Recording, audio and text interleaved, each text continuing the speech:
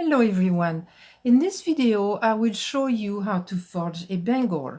For your assignment you make your bangle out of sterling silver. Here I'm using copper and I suggest that you practice with copper first to learn all the moves and practice using both a raising and a planishing hammer.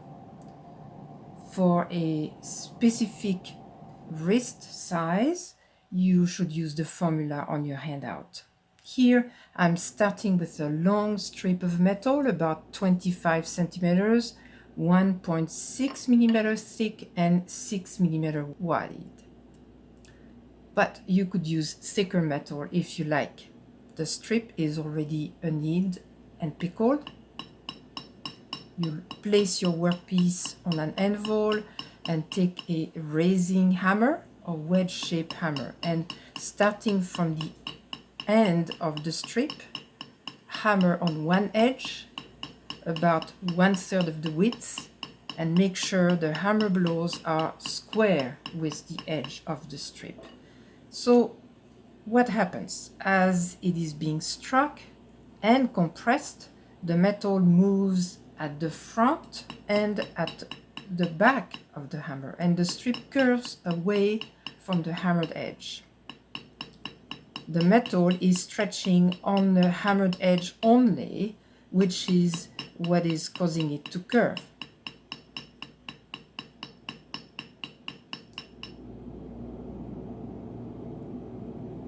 So you'll continue hammering, keeping the blows of the hammer even along the edge and always only on about 1/3 of the strip, of the width of the strip.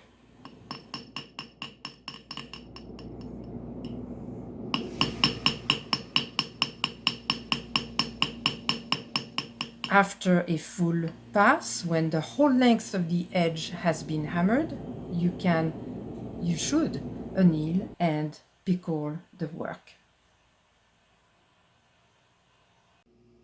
Flip the workpiece and repeat the process, hammering the same edge, but this time on the back of the strip. Keep your work lined up with the edge of the anvil. Try to strike the metal at the same angle, square with the edge of the strip, and using the same force all along the edge. Strike only about 1/3 of the width of the strip as before. Find your rhythm and be consistent, keeping the blows of the hammer even.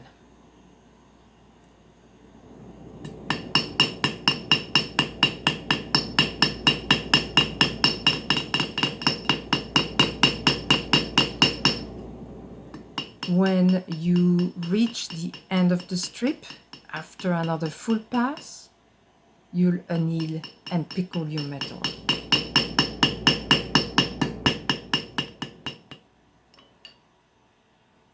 Let's have a closer look. The edge that we hammered now looks much thinner than when we started because it is more compressed.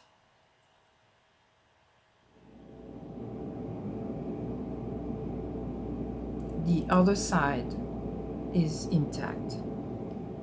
Let's have a look at the cross-section of a forged strip.